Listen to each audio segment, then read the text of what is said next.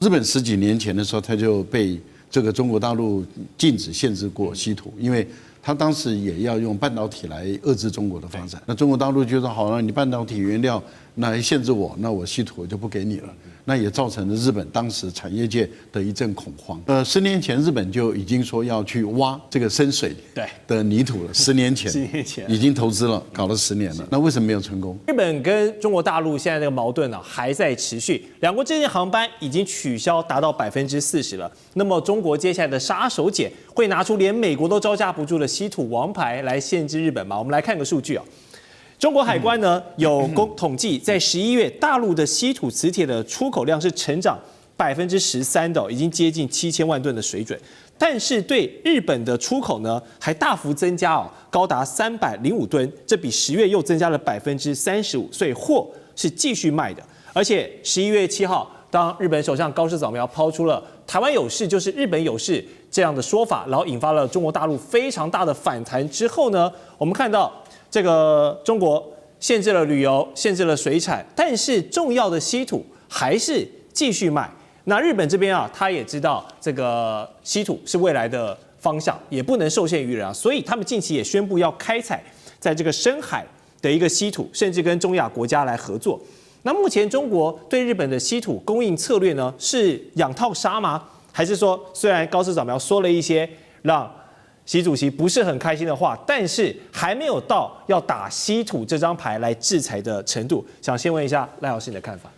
稀土是这样的哈，因为你开采稀土提炼，最后你还是要来卖的嘛，不然你就没有必要去开采去提炼它嘛啊。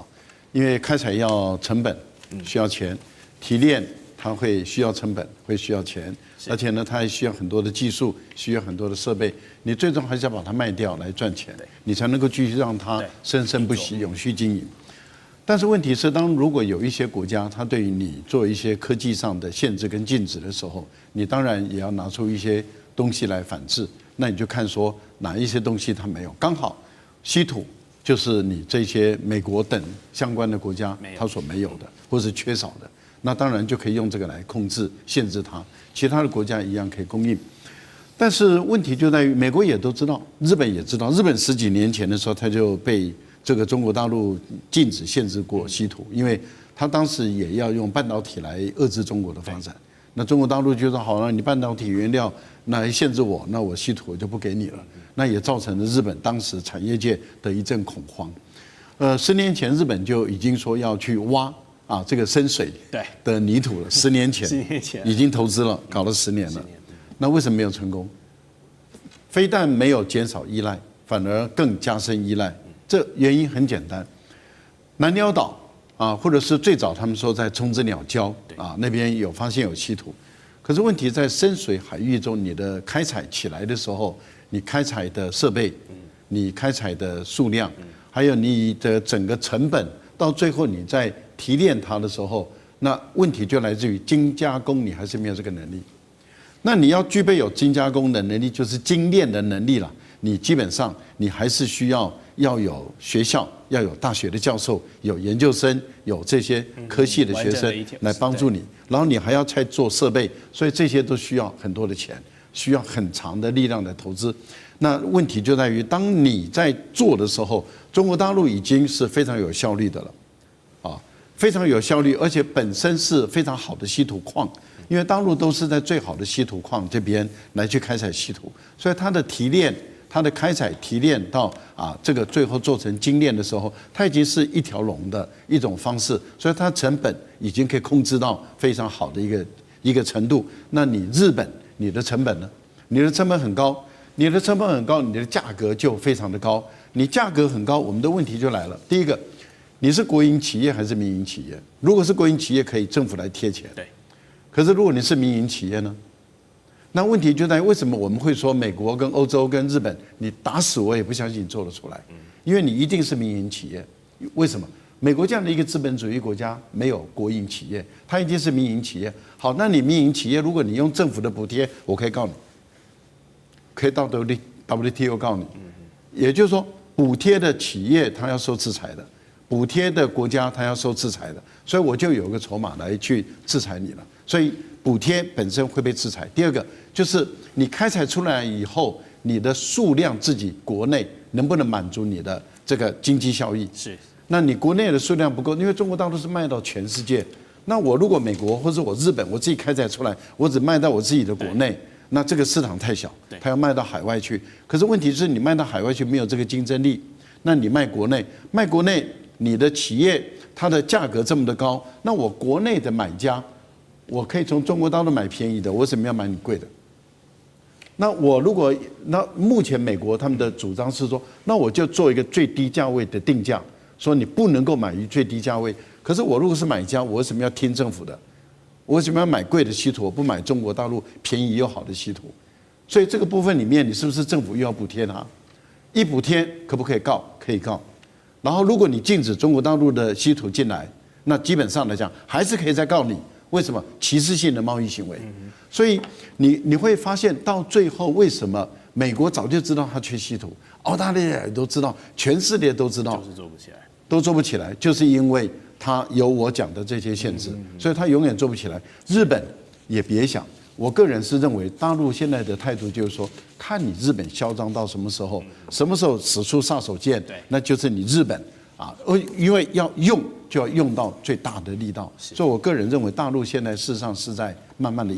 养到可以的时候就用出来，就直接出牌了。好，我们现在要持续关心到是中日关系急冻，也导致现在日本的观光产业急冻，甚至被解读是否会崩盘呢？怎么回事？今天3个火线话题，我们请来宾帮我们做解答。首先看到日本的观光业现在急冻啊，只是因为高市早苗他当时的一句话，所以我们现在看到最新消息，46条往返中日之间的航线直接归零，政治真的会一刀砍掉观光的命脉吗？第二件事情，我们来看到，在大陆旅客一撤出之后，在京都啊，它的这个旅馆的房价直接暴跌，幅度高达了60%，业者叫苦连天呐。包括这个道顿崛餐厅这边的营收，那一条街上本来有非常多的旅客，现在也直接崩跌了40%的营收。关西的观光为何这么的脆弱呢？最后来关心到的是，现在中国大陆的旅客好没有消失，其实呢，他们不去日本，去了哪里？贡献了包括了在韩国、东南亚、欧洲都接住了来自于大陆旅客的红利。日本成为唯一被中国市场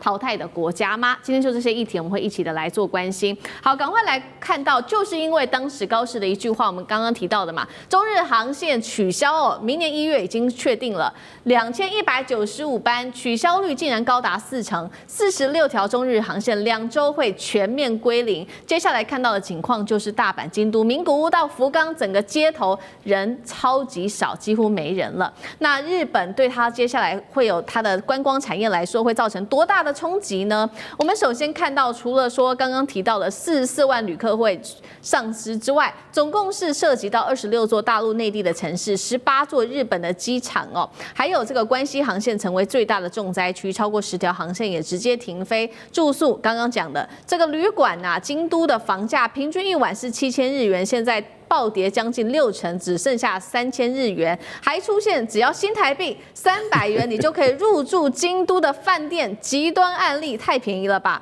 那大饭店现在失去大陆旅客，也带头砍价，小饭店怎么办呢？只好就是赔钱了。私人旅馆超过1000人也都开始做取消预定了，消费也直接降级，包括了这个帝王蟹进货量直接砍半啊，药妆百货伴手礼没有人在爆买，没有人潮了。清水寺还有这些知名的景点全面降温，人流扩散，人流退散。我们现在要看到的是大阪的这一位教授，他直接指出了，你再这样子搞下去啊，大陆的旅客已经明显下滑了，我们的零售、我们的住宿，全部在关西的这一些旅客会全面受挫，所以要特别来请教苑老师的一句政治的失言，会导致日本观光直接崩跌吗？我们呢，通常来讲，去日本最著名的观光景点呢，就是京阪神，也就是关西地区，就是京都、大阪跟神户。啊。那我自己的话呢，在做这个系主任的时候呢，曾经跟跟神户大学有密切联系啊。我们每3年轮流去一趟，来来回回，还包含韩国的一个大学，所以我情况非常了解。因为观光客，尤其是大陆呢，喜欢看日本的京都啦，都市的看大阪啦，啊，然后吃东西啦，看神户啊、金板神，以及连带的附近的地区啊，到奈良看鹿啦，到什么这些地方的话呢，现在我要讲出3个重点，让大家可以充分的了解到，真的要把这个讯息带到台湾。首先，第一个，在大陆那边没有一个人敢对，或是说愿意，或是说是这个主动的，能够对于高市早苗有任何一句好话，中日之间的争议跟冲突是一定会下去的啊！这边一定要了解，因为在台湾的情况，台湾的人大多数是期望大事化小，小事化无，没有这回事。台湾人是希望中国跟日本打起来的话，那中国可能会败给日本，没有这回事。台湾人基本上认为美国会帮助日本啊来对付中国，没有这回事，一定要搞清楚。所以说这个是第一个重要的原则。然后第二个原则的话呢，这个大陆只有讲说你们现在不要去日本玩了，就赶快回来吧。所以说这里面出现的一个结果就是这个样子，就是我们代表14亿人的心情来讲这个问题的时候，就是说只有日本人跟少部分的台湾人搞不清楚的状况，还会出现啦啦啦叫的不同的看法，不同的看法的结果就是自己要面对这种情况，因为日本突然感觉到大陆是面对3场战线，一个是经济战，就是包含观光；另外一个就是科技战，就是讲到稀土啊什么的；还有一个就是外交战啊。然后最底下的话呢是军事战。还有第3点那个问题的话呢，就是日本人本身来讲的话，他们口嗨派跟他们的务实派构成了极大的冲突。他们口嗨派讲说不来正好，安静得很，街道清洁多了，看到中国人就讨厌。基本上就流露出来，这个情况只会越来越严重。所以大家心里要了解，那谁最清楚呢？台湾人最清楚啊。台湾人基本上是用日本人的眼光来看中国人的，这最清楚。所以你在这种情况下，我在这边大声的呼吁大家一定要注意，我敢在这边预言，这个冲突不会简单结束的。然后一开始我就预言，很多人讲说啊，大事化小，小事化无，我说不可能，我就不干，我就不会答应啊。像我本身我不答应的话呢，也代表很多人不会答应。所以我自己的话呢，最近去了一趟大陆，他们发觉在大陆本身来讲，一般老百姓都没有任何意见，完全听政府的，政府的结果就这样子。哎，46个航班，对，完全取消。对，这个11月7号到现在搞成这个样子，这个基本上跟快断交一样了。对，如苑老师刚刚帮我们看到，现在中日46条航线都全部归零了。那接下来对于整体关系哦，本来在这边日本是最难定的一个地方，京都过去也是最贵的城市。那现在没有了大陆的观光客，为什么这个关西的观光体系会整体看起来好像要崩盘了？委员怎么看？对，其实如果大家仔细研究一下日本观光业最主要的2个这个来源的市场排名第1名是中国大陆，排名第2名是台湾哦。可是很奇妙的一件事情哦，就是中国大陆跟台湾的观光客青睐日本的观光景点是不一样的。所以如果你在东京，你看到几乎都是台湾的观光客。你走在那个路上啊，前面可能讲台语，后面就一样在讲台语，你就好像在西门町逛街一模一样啊。就除了那个招牌有日文以外，看来看去都是台湾来的人哦。可是其实如果你在东京，很难看到大陆的观光客，比较少。就因为台湾的观光客到日本去，最主要就是 shopping 嘛，就是你去药妆店杀进去，把人家的 EV 全部买光了，然后买这个什么合利他命哦，就买各式各样的东西。但是中国大陆的观光客，他们比较青睐的是关西，所以如果你到了关西，你到了清水寺，然后你到了这个什么2条城，你就会发现说，在那里讲的可能都是这个正宗的京片子哦，或者是那种家乡话了。原来都是中国大陆的观光团在那里。那中国大陆的观光团相对来说，在过去这段时间哦，它的主力都是放在关西，所以关西是哪里？京都、大阪、神户、奈良，大概就是这些地方。那么因此在这一次，当中国大陆的这个观光潮哦，这个因为这个高市的失言风波而全面叫停之后，受到最大冲击的不是东京，而是关西。所以我们很多朋友当时看到这件事情的时候，他们就说：“哦，太好了，那东京的这个饭店应该变便宜了嘛？”就上网去查，没有一间变便宜的，还是一样贵哦。原因很简单，因为他们的观光客都是来自于台湾的，对台湾来说本来就已经安排好行程了。可是关西就不是这样喽。就如果你今天是去看关西的饭店的话，哇，那关西的饭店就开始价格大幅的下降。更重要的是，关西有很多顶级饭店，就是各位知道我们在关西，我们去关西玩就可能就是住相对便宜的这个观光客住的饭店，对，很多中国大陆观光客去住的，比如说是什么京都岚山的饭店，那个饭店还要坐船才能坐进去的，那是顶级饭店。那这些饭店一被叫停之后，他们等于是完全是血本无归了。对，所以其实现在日本虽然盯在那里啊，说没关系啊，反正呢我们现在更好，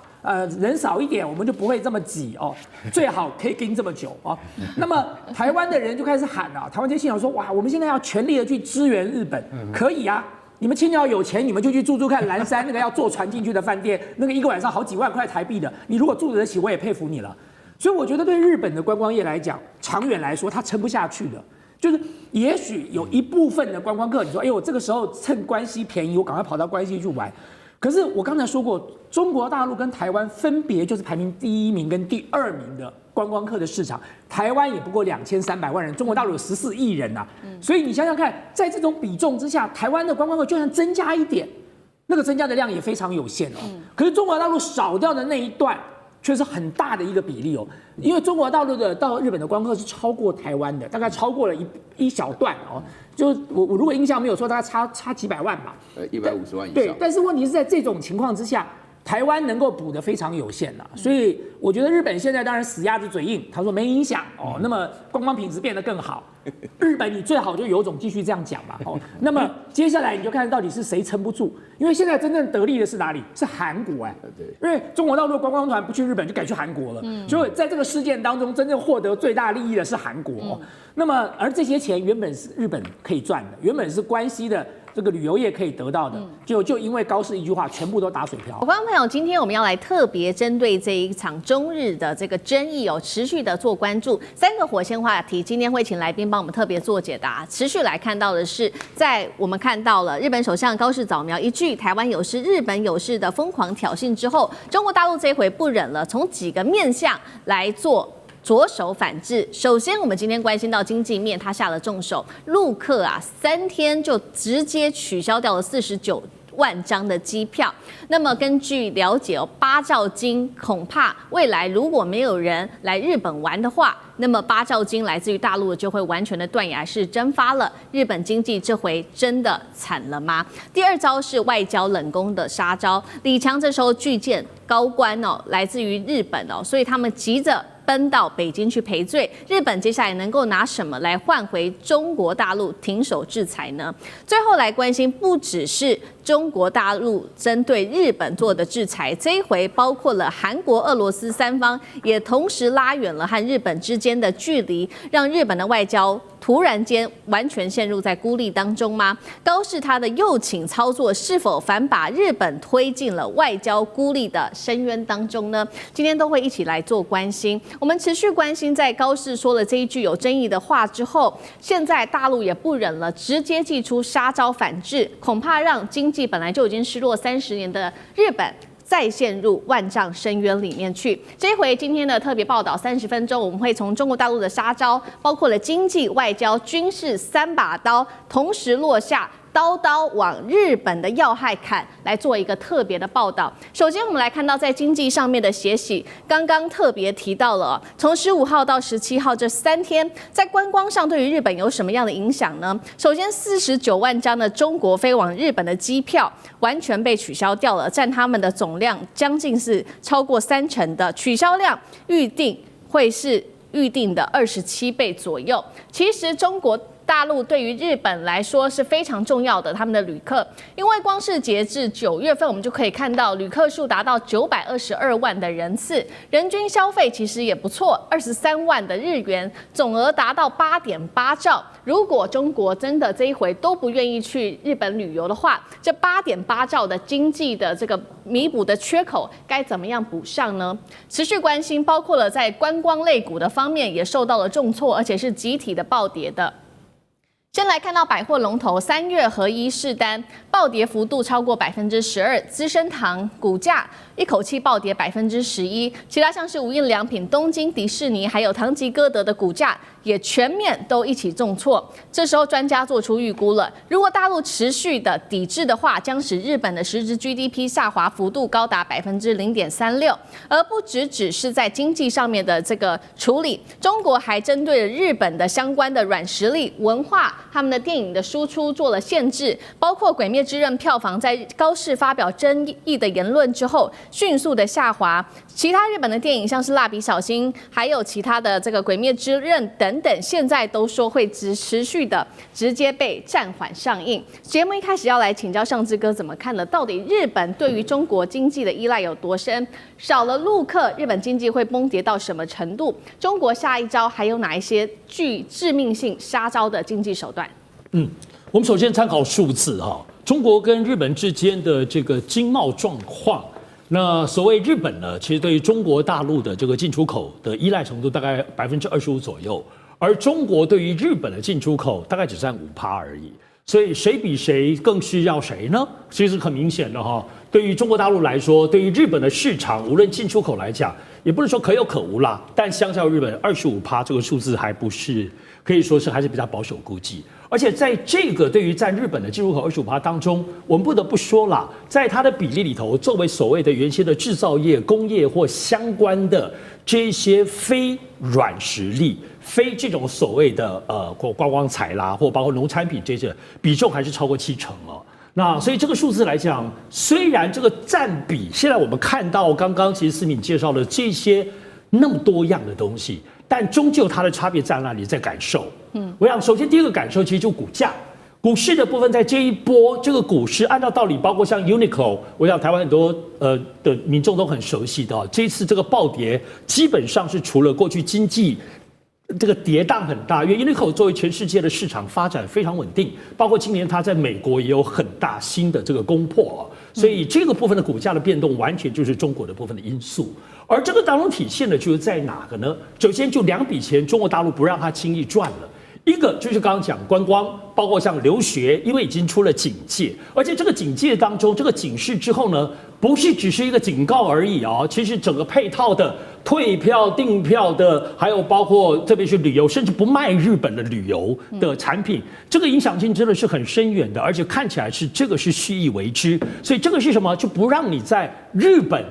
里面的日本人赚中国光客的钱。除此之外，刚刚讲《鬼灭之刃》，大家不要小看哦，像我们都是《鬼灭之刃》这个卡通的支持者，《鬼灭之刃》只上一部在中国大陆的票房是超过7亿人民币的，所以单一部这个电影，特别是卡通动漫这几年表现非常非常的好。动辄都是7亿，甚至有超过10亿人民币的票房，所以单这个票房的影响，以及这些软实力的文化，其实对于中日的一些情感或关系，其实是作为两国人民当中或社会当中的比较温和的调润剂。一旦这个部分其实都产生强烈的影响的时候，就表示中国大陆的民间真的很恨日本。所以我们现在除了看，基本上在外交部北京方面，基本上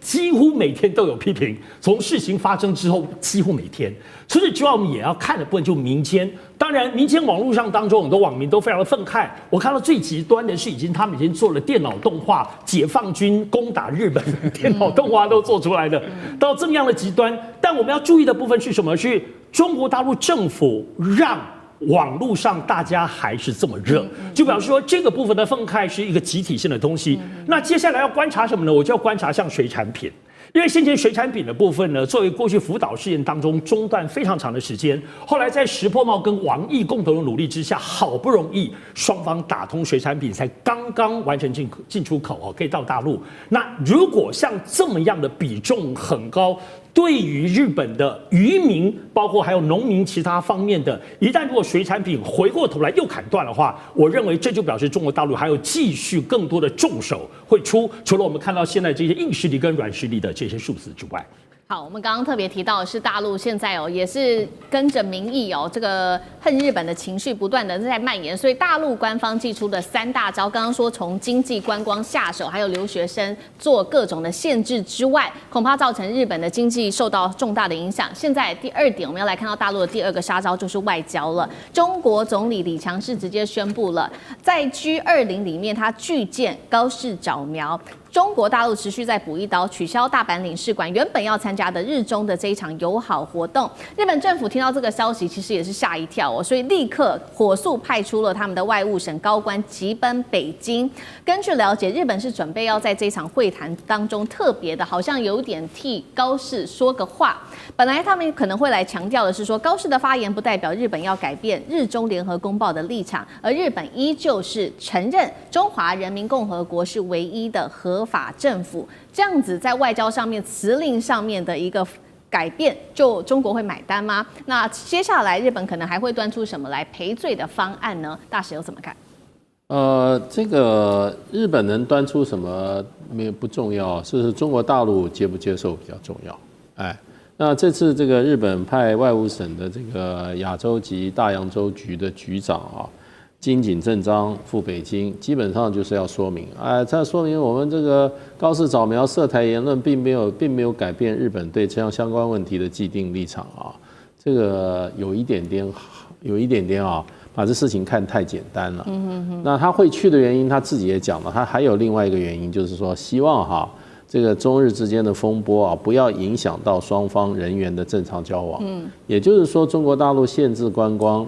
或者说去这个他们这个老百姓去日本留学对日本是造成很大的这个经济上的这个打击，所以他才去的。所以并不是他真正认为他这句话讲的有什么不对。所以我觉得这一次金井正章可能他不晓得已经离开没有，因为他可能还在北京吧。那这个周旋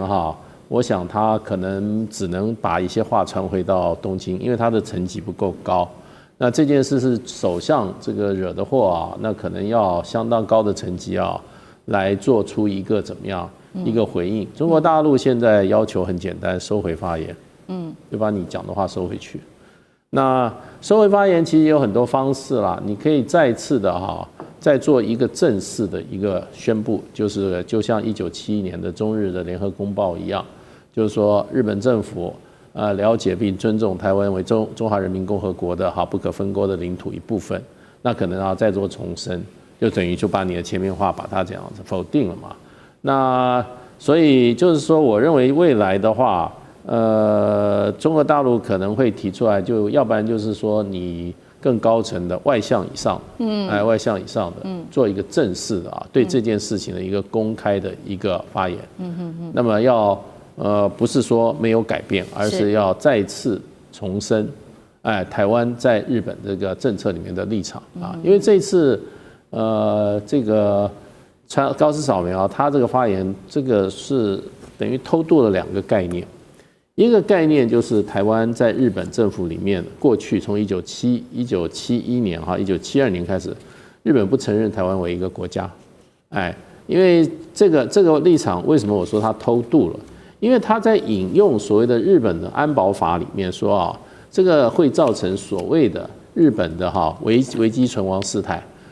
什么叫危机存亡事态？它基本上就是说，它的前提是什么？他说与日本有密切关系的国家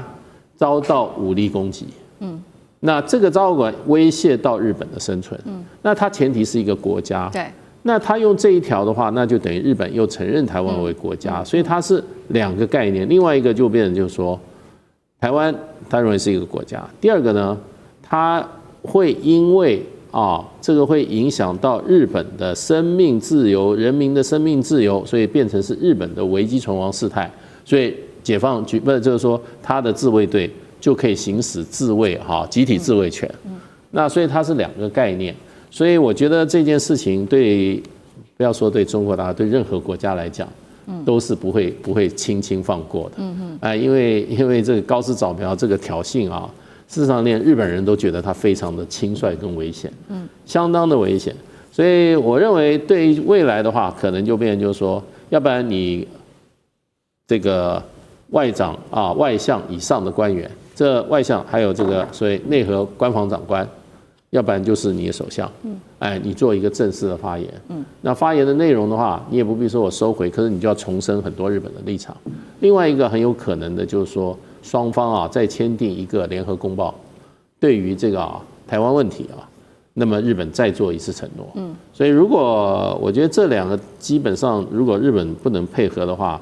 那我认为刚刚讲到的这个什么只是人员的往来的这个停止然后几个电影片不能演，这只是小菜。后面还有很多大菜，随便点一个，稀土。对。稀土，那日本拿不到，日本的很多工厂就要停工。今天一开始的头条重点呢，是要持续看现在火药味越来越浓厚的中日关系了。那正当全世界都在聚焦这一次中国总理李强还有日本首相高市早苗他们在 G20 上面会不会有一些破冰的互动呢？那结果是这两个人连最基本的礼貌互动都没有。来，我们请导播来带一个画面来看到这一次很明显呢，对比之前高市他是开心迎接川普总统，两人又是挽手下楼梯啦，又是有说有笑。这一次他跟李强呢可以说是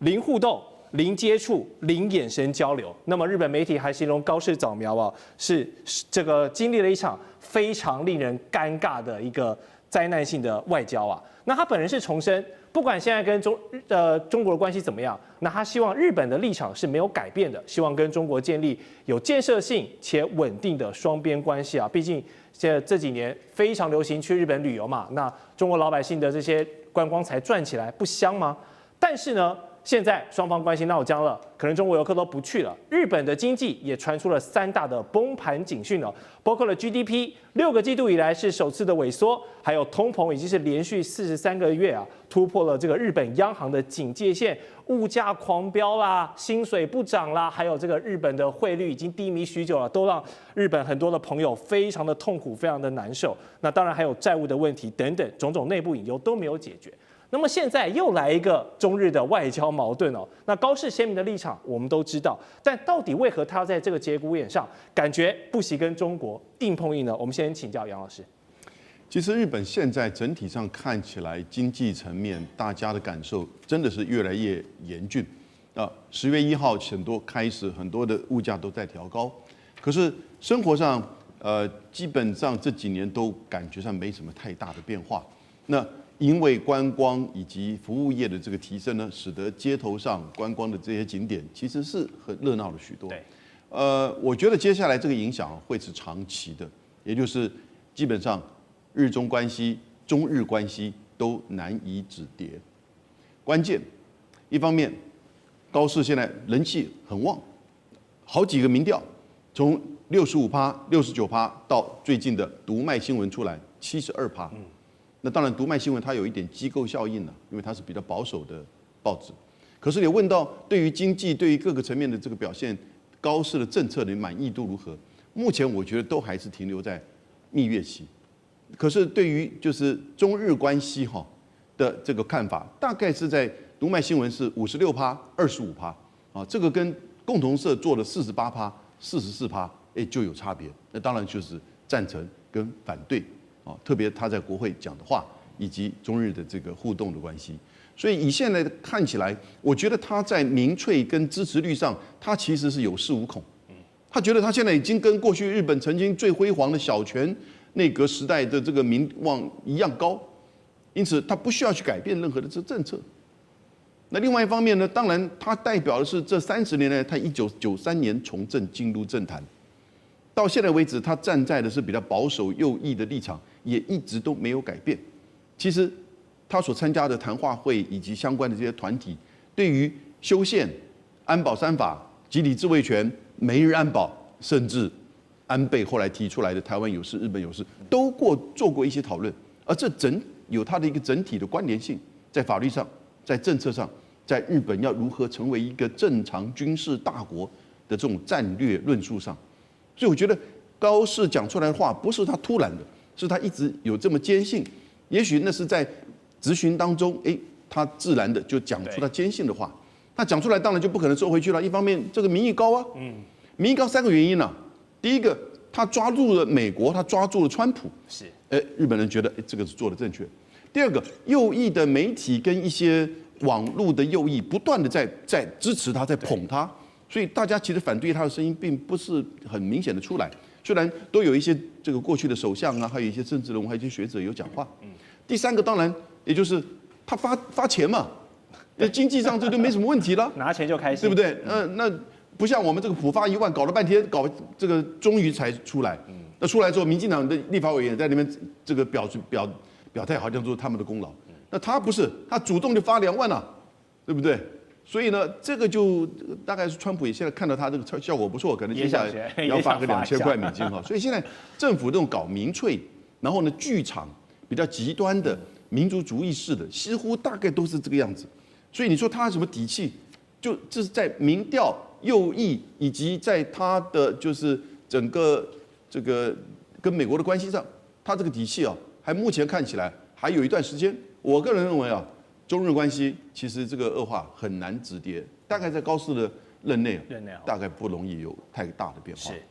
好，说到日本的这个问题哦，这几年日本的利率有多低迷，大家都很清楚，每天都是甜价，所以也吸引了包括大中华地区的游客，甚至全世界的游客，这几年都疯狂的去日本旅游、购物、去消费。但现在，中国大陆不鼓励大家去玩喽，减少观光团，减少你的航班，邮轮要改道，香港还取消了一些学生的活动等等，让日本的观光产业呢，顿时是失去了一个最大宗且稳定的海外消费群体那也就是中国游客。而且这只是中方我先不买你东西，不去你家玩的轻微反制了。要知道，他们对付美国的这个大绝招，我的稀土、我的原物料出口管制限制，这些都还没有对你日本拿出来用，那你就已经先感受到经济上的压力了。那俗话说，少赚钱啊，比赔钱更痛苦感觉现在日本就有一点这样的感觉。所以他们在 COVID-19 之后，积极的盖了非常多的新的饭店，非常多的这些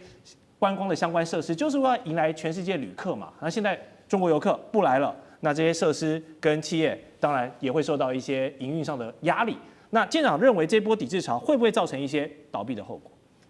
一定会的因为我们之前所看到的，也就是有关于水产品的部分，可是那个只跟这个单一的一个业种，而且呢，那只有单一很小的一个范围，可是现在已经扩大到整个方方面面了。如果我们来看说，有关于水产品的话，在2022年跟2024年的时候，我们来看2022年其实还占了将近快要1/4，可是到了2024年，因为福岛排放核污水的部分，我们就看到几乎已经快要小到不予列计了，快已经消失了。那这是最大的差别的部分。那现在大概本来是说开放的，到11月已经开放了，可是现在又回到以前，是不是又要回到这个几乎快要不予列计？这是很重要的一个部分啊。但是其实中国、美国、日本跟中国大陆，他们两国其实是非常重要的贸易伙伴啊。来，我们来看这张啊，也就是有关于日本出口的最大宗的第二国，其实就是中国大陆。对，而且它占的比率是到了17.6%。那如果说有关于进口的部分，中国大陆是第1名，最大。那也就是它占的是22.5%。那我们刚刚提到了这么多的一个例如说，无论是游览车，无论是饭店，或者是餐饮业这一些部分，其实都是比较容易进入的一个产业啊。那现在如果说中国大陆全面抵制的话，那其实它的这个产值看起来可能影响的层面并不高，可是影响的人数就会很多，非常广。对，那如果影响的人数多，也就是开始动摇了自民党的未来的那个长期执政的一个体制啊。那而且最大的问题是啊，中国大陆的观光客不去日本的话，谁能够做个替代？哪一个国家能做替代？而且我们刚刚已经举了那个业种这么多啊，我们要注意一件事，就是一日之所需，百公司为备。我们只讲到了有关于游览车的部分，游览车的后面呢，它的油料的部分，还有它的保养的部分，所以各方方面面全部都会受到影响。另外还有药妆的部分，真的。所以我们看到这么多，现在只是开始，其实中国大陆只是敲打一下而已，真正的狠招还没出手。真的，我每次去表参道或是银座，真的是手上提的精品袋的呢，基本上都是说中文的游客了。好，我们再来看到。说出去的话就跟泼出去的水一样，很难收回来。所以高市这一次台湾有事论呢，就让日本的资深评论员这个田崎史郎他就说，如果高市撤回他的发言的话，那就意味着这个高市政权已经终结了。但另一方面，日本的经济学者田代秀敏则警告，如果高市要这样子坚持自己的立场不回头，那将一起陪葬的可能是日本的全盘经济啊。那前首相石破茂也开炮，认为台湾有事论，这是日本很多政治人物都曾经讨论过的东西，但是你不能公开放到公开台面上场合来讲。好，所以面对眼下这个日本面临着政治跟经济的两难抉择，高市他现在是要坚持自己的论述、自己的立场跟政权，不惜让日本的经济一起陪葬下去，还是说悬崖勒马来认个错，向中国求和？哎，大家还是回来玩吧，多吃多买，钱照赚，酒照喝，大家还是好朋友。蔡委员，你认为怎么样才是一个最佳的解？我判断是既不会化解，也不会有经济赔偿，更没有低头求和。这是一个中日双方最关键的战略利益的较劲，也是高市早苗讲的不是一个话，他只是把一个日本的核心的政治状态，像冰山一样浮出水面而已。所以刚才杨教授我特别提到，他有70%的民意支持。我为什么要退？你要知道，在这种西方式的选举政治底下，我有民意，我就有选票。那其他的，如果政治压力、经济压力，甚至军事压力，没有办法使我的民意退潮，那我宁可选民意救民意。你说他民粹也好，你说他一时也好，等到退了再说。但我个人的观察，这一波日本的右倾的风气并不是从高市早苗开始，而已经吹了很久了。就以2021年来讲，日本自卫队已经规划在台海周边从事军事活动。解放军知不知道？知道。从2023年啊，当时的台湾的军队、美国的军队跟日本的军队已经做联合指挥作战的兵推，这什么意思？就是大家都在准备。那中国大陆知不知道？当然知道。也就是说，只是把一个本来大家都不想掀开的锅盖，高市早苗可能是不小心的，可能是刻意的，可能想要做一个压力测试，这样丢出来，端上台桌了。端上台桌，所以中日之间的核心利益已经进入一个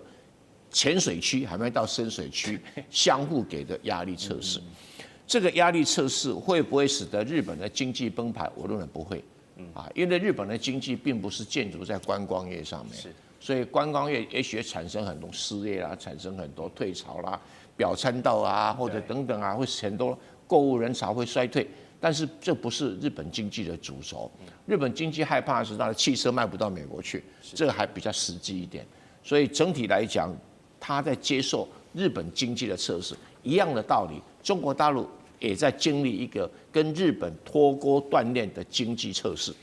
所以双方面的压力测试已经开始了。再来政治上了，中国大陆一连串的行动，不管是在国际法上，在国内行动上面，在这个所谓方方面面的军事准备方面，中国大陆也在给日本压力测试，相对的也给自己压力测试。但是不管如何，高市早苗作为一个选举的政治人物，一定是以保住自己的政权为优先。日本经济以后再说，日本政治以后再说，外交更不是问题，这个不会是政治有考虑的重点。所以他现在因为他的民调已经高涨到了一个非常高，以及不太可能再高的阶段，前所未有的高度。他为什么现象呢？他当然不会逢高杀出嘛，所以他现在就装乖、装无辜、装没事，然后看你中国大陆怎么办。而中国大陆自己也要负起相当的责任。就是他把日本右派的起来没特别的注意，为什么没特别注意呢？我来举3个例子就好。2024年9月25号，日本自卫队的驱逐舰叫沙扎纳米通过台湾海峡第一次，解放军没吭声， 2025年2月4号，日本驱逐舰 Akizuki 通过台湾海峡，中国大陆的装置没看到。今年2025年6月12号，日本驱逐舰 Takanami 通过台湾海峡。那日本的驱逐舰通过台湾海峡，跟其他国的政治有没有不同？你现在就看出不同了。现在中国记者要去引用联合国宪章里面的所谓敌国条款，对，为什么？亡羊补牢。所以前段时间轻忽了日本右派势力的崛起，是纵容日本的军舰可以打着这个自由航行的口号通过台湾海峡，这本身没有把它解读成右派势力对中国的挑衅，以及对台海战争的准备，而把它解释成跟美军跟其他舰队一样，那就一个很大的失误。是，所以中国大陆也要面对自己的压力测试。未来如果有日本军舰再通过台湾海峡，你是不是还是一如既往？这个论调呢，自从日本首相高市早苗的嘴里在公开场合说出来之后啊，是让这个中日的矛盾现在持续的在加温，跟持续的在上升。双方现在的外交战场呢，已经上升到了联合国要去告状的一个高度了。我们来看到中国的代表傅聪呢，他已经致函联合国的秘书长古特雷斯了，他要求高市早苗你要撤回这个台湾有事论，并且指控日本呢现在这动作频频，是不是对中国又发出武力威胁，没有学好过去这个军国主义的教训呢？那日本这边当然也是不示弱啊，他们同样状告到联合国了。来看到这个大使山崎哦，他同样是致函给古特瑞斯，就做出了反驳，说日本呢没有要去发动武力威胁，只是在做一个被动的专守防御被动战略，可以说是双边各说各话，各有说法。那么北京手上现在的王牌呢，我们知道依旧是这个联合国宪章中的敌国条款。然而这个敌国条款究竟是一个历史的东西，它放到现在还有没有用？虽然说是对日本动武无需安理会的这个授权，很有想象空间，但是想先请教大宣委员啊，这张牌敌国论是虚是实？一旦出招，是真的中国就可以去打日本了吗？我是不敢想象。但是如果真的东北亚打起来，第3次世界大战，我真的是感觉不远了。是所谓北京之所以要讲到的敌国条款啊，不是说北京要立刻发动对日本的攻击，它主要要提到的就是说，一旦台海发生冲突，这是中国自己的家务事。如果你日本在这个时刻你要插一脚进来，那么我就可以有这个权利，在不告知联合国安理会的情况之下，我就直接对你发动攻击了。这就是他当时所引用要敌国条款的一个最主要的这个最主要要表达的意涵啊。那我觉得敌国条款它其实是这一次的这个所谓的台湾有事论哦，这个北京政府所采取反制措施的组合拳里头一环而已啊，它并不是最主要的一拳啊。其实中国大陆现在是打了一整套组合拳出来嘛。从第一时间我们看到要求航班取消、观光客退订哦，然后接下来你看到的原本要开放的水产品，现在可能全面封杀，甚至会扩大范围，除了福岛的这附近的以外哦，其他的地区都有可能全面这个切断这个进口的可能。然后包含和牛，本来和牛的谈判现在也叫停，然后包含国际间的这个中日韩3国的对谈哦，就外交上的一些这个会议也全部喊停。那你更不要讲说日本艺人在中国大陆的演唱会，所有的表演节目都喊停。然后你今天看到的是什么？是军演哦，在黄海地区不断的在发动一波一波的军演。所以其实中国大陆手上的工具箱还很多啊，它还有各式各样的工具。但是坦白讲，我认为这样的组合拳就已经够了哦。那么现在虽然日本死鸭子嘴硬说，哎呀没什么了不起啦，日本观光客不来，还有台湾观光客。那你赌赌看嘛，你看看日本的观光业一年有多少观光来自台湾，有多少观光来自于中国大陆？你看看台湾能够补得上中国大陆的这个缺口吗？补得上嘛？就长远来讲，日本的观光业在这一波当中必然会遭受很大的冲击啊。肯定。那么只是现在日本政府死鸭子嘴硬，认为说没有什么关系。那你还不要讲水产品啊，还不要讲和牛嘞。一个是他们的养殖业这个渔业，另外一个是他们的畜牧业，这都会造成很大的冲击哦。那你更不要讲说，对中国大陆来说，他手上还有最后一张王牌，也是最重要的这张王牌。这张王牌前2天就自己跳出来了，川普自己就跳出来处理这件事情了。打电话了。你说川普到底是川普要先跟习近平讲话，还是习近平要跟川普讲话？这都不是重点，重点是为什么这件事情要找川普出来处理？显然，习近平跟川普在上一次的会面的时候，他们针对台湾问题已经达成了某种程度的默契跟共识了，而日本莫名其妙的瞎搞事，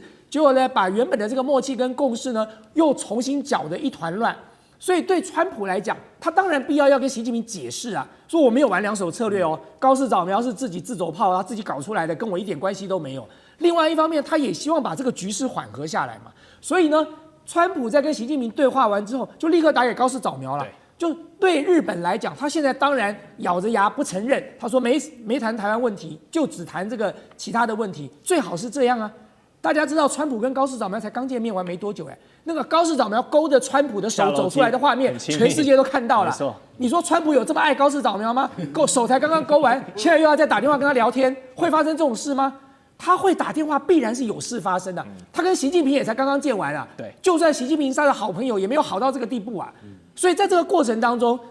北京打出来另外一张最重要的牌嘛，就是川普啊。那你现在来看日本要怎么处理了？日本再不退让，再不下台，那么接下来当然敌国条款就会形成一定的压力了。敌国条款对谁会有压力？对琉球群岛会有压力，对与那国岛会有压力。这两个岛屿这些群岛的民众会觉得干我屁事啊！台湾有事是他家的事，怎么会变成我日本有事呢？而且日本有事就算了，又不是东京有事，是我琉球跟与那国岛有事。那你说对这两个地区的民众来说，他怎么可能忍得下去嘛？所以对日本来讲我们最近看到的一波民调，虽然看起来高市早苗得到的支持度很高，可是他们进一步的问说，你们这些年轻人将近有80%说台湾有事就日本有事。好，那如果台湾有事，你愿不愿意上战场为台湾一战？愿意承认的人还不到10%嘞。所以在这种情况之下，大家就可以知道了嘛。你就真的让日本有事的时候呢，你就看看日本人是不是真的想要有事啊？是。好，那么除了祭出敌国条款呢，中国现在的海事局呢也是动作频频，并且是拉回到一个历史的基础上。我们来看到，在甲午战争过去的时候，北洋舰队呢曾经的基地刘公岛东部海域现在进行了实弹射击。那这座刘公岛是有些典故，快速跟观众朋友说一下，它的面积只有3.15平方公里，是北洋舰队的诞生地。那1895年2月的时候呢，日本军在这个威海卫之战歼灭北洋舰队之后呢，还曾经登岛并接收了岛上的一切。之后这个岛又几经辗转，还有经过到这个英国人那边，然后反正到1952年呢，解放军海军才正式进驻上去。所以你现在如果上刘公岛的这个景点的官方网站去看呢，还会写着勿忘国耻的一个警示之地代表中国曾经把这个地呢被很多人占领过，这个国耻不能忘记。好，现在中方刻意选在这个时机点，在这边要来进行军事行动，是在对日本释出什么资讯？老师，我把你这个问题稍微改变一下，然后回答你，就是中国人民刻意选在刘公岛实弹射击，是真的要跟日本再打一战。我跟你讲哈，刚刚的话呢，大家知道，在联合国的话，什么叫做敌国条款里面的话呢，就是敌国条款，你可以不用经过安理会的同意就直接攻击。对，这个其实等于是透过国际的组织来宣战。等于说可以直接攻击。那日本的表现的话呢，小泉进次郎前天的时候还跑到琉球去就强调说是台湾有事的3个步骤，然后呢把他们这个导弹的话呢往前延伸。那个与那国岛最近的地方离台湾只有110公里，在宜兰旁边。对呀，然后这个大陆离台湾最近的一个岛的话呢，也有130公里，所以足以证明这个情况是非常非常严重的。但是这个不是真正问题，真正问题我要讲2个。我今天做了一点田野的调查。首先第一个，我跟了一些同事，现在在日本做研究，还有跟一个我自己的学生今天上午在聊，就是说他自己的话呢，在日本已经待了很长时间也是我们山东老乡，然后他基本上的话呢，也就是一个外表根本跟日本人完全一样的人，他跟日本聊天，我聊天后的结果才赫然发现，日本的年轻人呢，就是打嘴炮的多讲的不怕的很多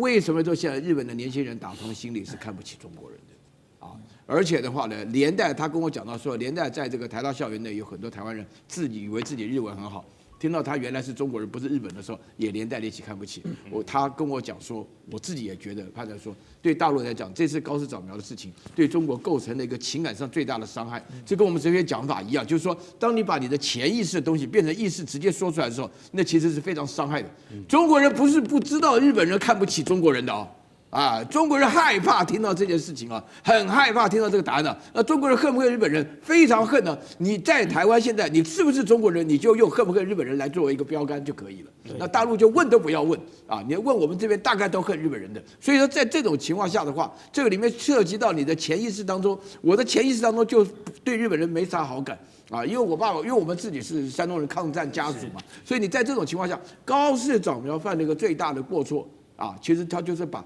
潜意识的东西说出来。但是日本现在在辩解啊，你看刚刚那是三崎的话也在辩解讲说啊，那个什么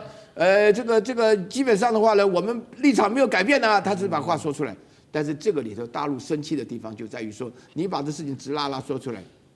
然后你把它讲成纯利危机事态，那你这个对大陆来讲的话呢，纯利危机事态一听，那918又来了，77事变又来了，所以我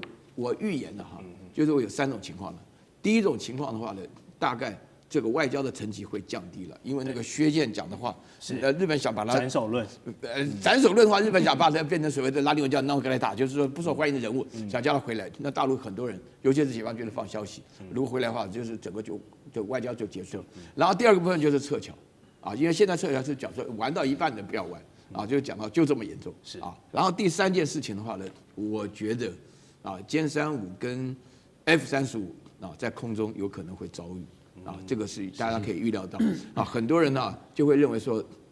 哎呀，大概慢慢就事缓则圆呐，啊，会降低，没有降低的情况，要降低我就不答应，啊，你搞成这个样子，你开什么玩笑？是好，岳老师做出了许多的这个判断，我们在持续要帮这个国际来持续的观察。那除了军事行动之外呢，现在在中国跟日本第一线老百姓感受最深的呢，当然就是经济跟贸易战，还有旅游战。我们可以说，因为这个现在中国人民啊，抵制赴日本旅游的力道是持续的加强。我们看一个数据，截至24号呢，已经有多达12条中日航线取消全部的航班了。我们这边简单列出一些取消率最多的航线，包括天津滨海到关西机场，这是高达了65%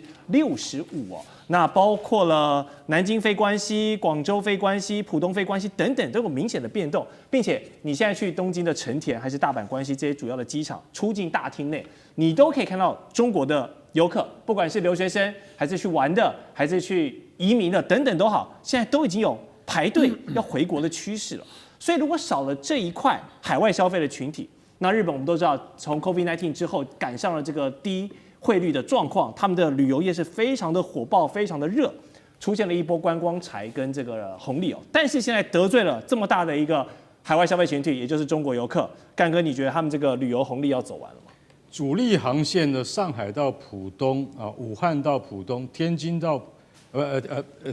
天津到大阪啊，然后那个武汉到大阪哈，像这些主力航线呢，我就跟你讲，这是每天成田机场跟大阪机场都要去接的这些陆客，你知道？那等于是说，这是一种变成一种什么？这种很常见的一种例行性的这个事物，对不对？对于他们那些机场来讲的话，都是每天都有大量的陆客来啊，对不对？所以这对他们来讲的经济是很大的依托。每年啊，陆客为日本制造了90亿的观光财啊美金哦。那每年到底日本跟大陆的双边经济到底是多少？3300亿美金。那在这种情况下，你说不重要吗？不重视吗？没有什么重不重视的。54万张预订机票，一天就退订，不可以了，一天就可以退订。你会觉得说真有效率？对，这就是中国的效率啊！你今天如果说放到任何民主国家，他都做不到。但是我今天就是表态，光是在旅游这方面，我看你承受得了，承受不了我们大陆的压力。那最重要的是什么？最重要的是，他说到现在还没有到高峰，啊，有一个就是在那个大阪啊，他去好像他是一个学生，中国的学生，他在当地，他说，我23号回来的时候，怎么看，怎么成田机场里面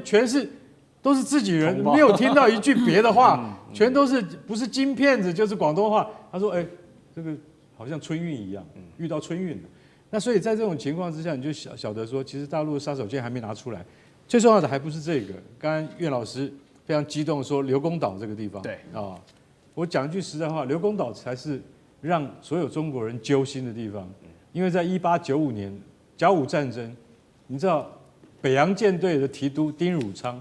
为了打败他自杀，他自杀赢得了日本人的尊敬，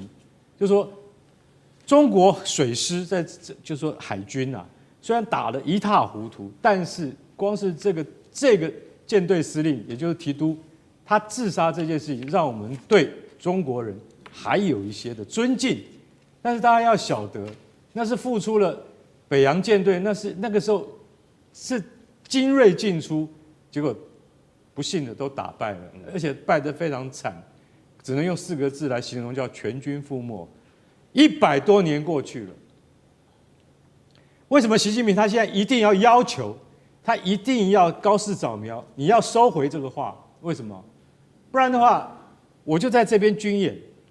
而且我们绝对不会再重演甲午战争的那种耻辱。是，我也相信中国在蓄积了这么多少年来的实力之后，不可能再让日本能够占到任何的便宜。所以我觉得这件事情，我觉得高市早苗你太低估中国的决心了。如果今天从外交事件演变成真正的实际冲突的话，日本你有没有决定要怎么样做？中国已经决定好要怎么做了，只是他没有告诉你而已。所以在川普跟你高市早苗通过电话之后，你会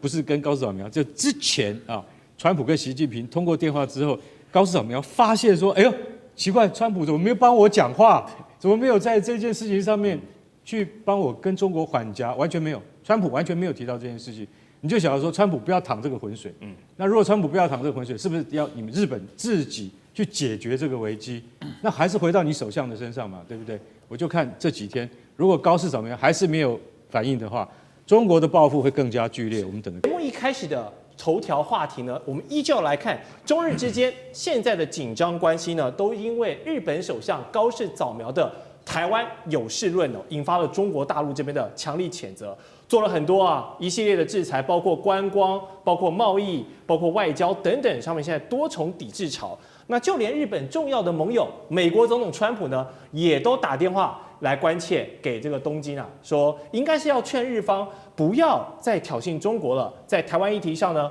现在应该要紧急喊刹车了，因为呢，就怕日本这个小弟会打乱川协会之后啊，现在美中关系好不容易往正轨在发展，那如果有人出来捣乱，那怕会受到阻碍所以来劝和一下。那么这个最新的进展是，高市早苗呢也对了日前发生在香港鸿福苑这个大火事件表达了他的哀悼跟慰问在情感面上呢是稍微有向大陆示好，缓和一下。不过现在高市在日本国内的民调还有他的声望呢是持续受到这段时间抗中的红利持续的提升，甚至有不少以往对政治冷感的这些日本的年轻人他们都觉得说，这个新的首相好像不太一样很敢说，也很有想法，所以呢，他们也变得开始关注政治议题了，甚至有人觉得高市早苗很酷那觉得这个女首相很有魅力。所以我想先请问张教授，你怎么看高市他现在操作外部的矛盾来帮助自己在国内内部的这个治理有加分的效果？但这是一把双面刃不只得罪了中国，如果万一把美国的仇恨值也拉上来了，中美轮流修理日本，他顶得住吗？我认为这个日本是想把美国拉住，然后共同来对付这个中国大陆。那高市早苗他这一招呢，会被美国看破西洋镜。因为这怎么看呢？因为毕竟中国大陆、美国、日本这个三边是采取一个动态的互动。那动态互动最后面会走到动态的平衡。那动态平衡，这个美中日在这一方面，我认为在日本来看的话，是有一些到最后面会有些吃亏。我们来看几个因素。第一个，美国跟中国大陆有一些相互的需要，在经济上、在国际上、在外交上。对，因为中国大陆是这个安理会的常任理事国，在这个甚至在区域稳定上面，中国大陆也扮了一个关键的角色。换句话说，美国在这一方面会对中国大陆这一方面，尤其我们讲到的最近讲到那个大豆要卖到中国大陆，已经年底到了，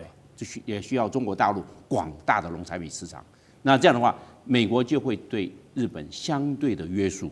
这个一定要这样的，因为美国不约束日本，那中国大陆对美国的这些我们讲的外贸上的需要，中国大陆大门会打开吗？它会有限度打开而已，并不会全面打开。那对美国的这个经济的需求来看，势必会受到影响。所以我认为，美国会因为这三个因素：国际因素、外交因素、区域稳定因素，还有我们讲的经济因素，会对日本有所约制。那第二个我们来看呢，就是历史的因素。我们在2战的时候，日本不是光打中国大陆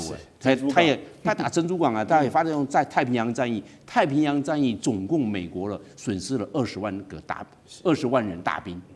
这个都是宝贵的生命了。那唯一侵入到美国领土，包含我们所讲到的阿拉斯加，那个阿拉斯加那个白令海峡，日本入侵过，日本还打过珍珠港，甚至日本还派潜舰攻击美国西岸，这个都有的。那这样的话是唯一入侵美国的。那这样的话，美国会不会有？美国有时就会相信这个事情，这个是历史的遗绪。但是因为你要翻旧账，这些都会弹出来。那这样看，那美国在这方面所吃的亏，要不要算这些账呢？我们还没有去讲到冲绳战役，所以美国对全世界也就用过一次原子弹，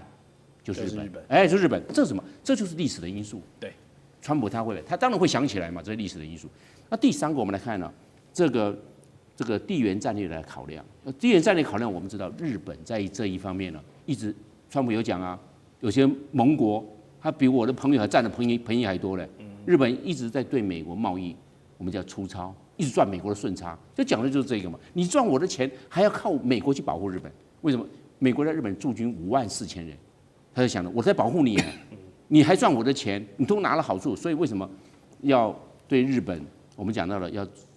5000亿美元的由日本到美国投资，就这个嘛，因为你赚我太多钱了嘛。另外一个也希望日本提高国防预算，多买美国的武器装备。为什么？你不要让我保护你啊，你要多买我的武器，然后去保护你自己啊，不要老是靠我啊，是这个意思。第3个，美国驻在日本的相关的这些基地的维管跟行管费，日本来出。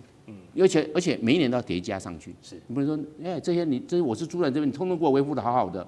我是来帮助你的，不是你来帮助我，是你来帮你这些你都要来负责。所以我们来看日本在这方面，它会因为美国越来越走向现实主义，而会把这些的清单把它摊出来看，我认为日本会受到川普总统这方面的约束，然后美国总统川普会跟中国大陆取得某一程度的默契，来换取经贸上的平衡跟利益。是，好，这个就看之后3方怎么来继续这样子博弈跟协调。但是现在高市的种种行为呢，在日本国会方面看起来还是占优的，因为根据日媒共同社的报道，日本众议院的小党改革会呢，他们现在有3名国会议员也许是认同高市内阁这阵子的政治操作，他们要倒戈了，要加入到自民党跟日本维新社这个执政联盟派系。那么如此一来，就会让现在最大的派系在众议院的势力从230席增加到233席，可以说是突破了总席次465席的过半门槛喽，